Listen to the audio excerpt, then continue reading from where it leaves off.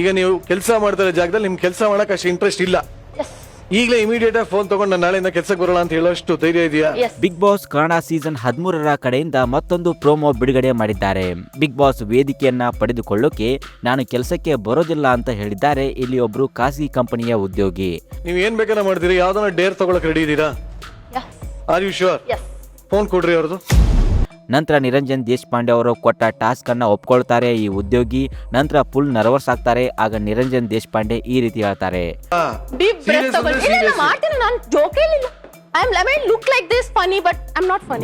ನಂತರ ಅವರ ಮೊಬೈಲ್ ಅನ್ನ ತಂದು ಕೊಡ್ತಾರೆ. ಆಗ ಆ ಉದ್ಯೋಗಿ ತಮ್ಮ ಬಾಸ್ಗೆ ಕಾಲ್ ಮಾಡ್ತಾರೆ. ನಾನು ನಾಳೆಯಿಂದ ಬರೋದಿಲ್ಲ ಅಂತ ಹೇಳೋಕೆ ರೆಡಿ ಆಗ್ತಾರೆ. ಲೌಡ್ ಸ್ಪೀಕರ್ ಹಾಕಿ.